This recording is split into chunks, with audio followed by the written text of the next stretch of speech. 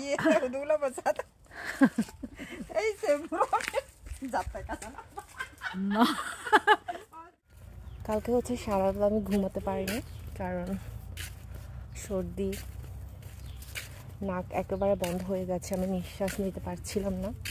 তো সারা রাত অনেক কষ্টে কেটেছে ঘুমাতে পেরেছি মেবি 2:30 বেজেছিল আবার সকাল সকাল ঘুম থেকে উঠেছি তো আজকে অনেক বছর পর এদিকে আসছি জানি না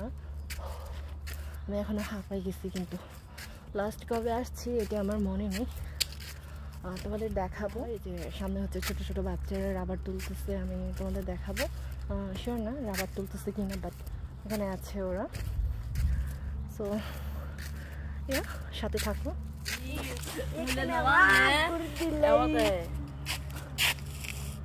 অনেক তুমি তুললা রবার আরে কাউরি ফেইও এম বাবা না তো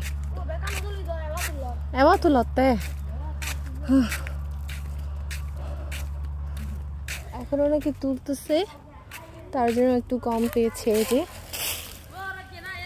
বাতিতে আবার পরে আর কি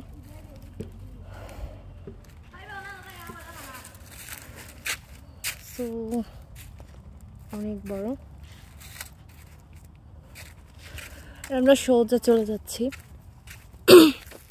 তো আমরা যেখানে যাচ্ছি এটা আমাদের গ্রাম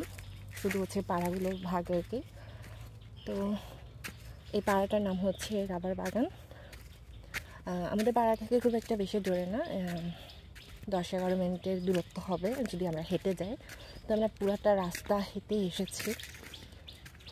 একটা কাজে যাচ্ছি আমি বলেছিলাম তোমাদের সেটা কি কাজ একটু পরে দেখাবো রাস্তাঘাট খুব একটা ভালো না আমরা এই ধরনের জায়গাগুলোকে বলি হিজিং অনেক দিন পর আসছি তার জন্য হচ্ছে জায়গাগুলোকে একদম অপরিচিত লাগতেছে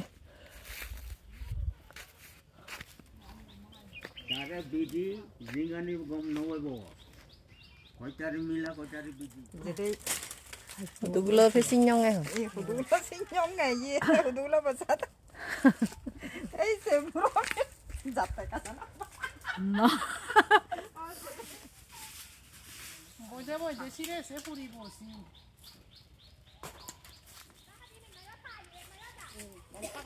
খান্না বড়াই না নবেরে দিয়ে বাড়া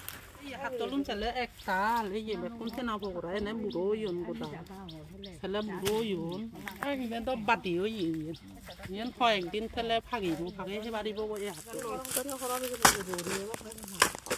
তো এই কাঁঠালের ছবিগুলো যখন আমি পেজে পোস্ট করেছিলাম তোমরা অনেকেই কমেন্ট করতেছিলা যে আমি এগুলা বিক্রি করব কিনা বা এতগুলা কাঁঠাল আমি কি করব আমি শুধু এখন বলে দিই যে এই কাঁঠালগুলো আমরা বিক্রি করব না আমরা নিজেরা খাবার জন্য আমরা নিয়ে যাচ্ছি রাবার বাগান থেকে আমরা নিয়ে এসেছিলাম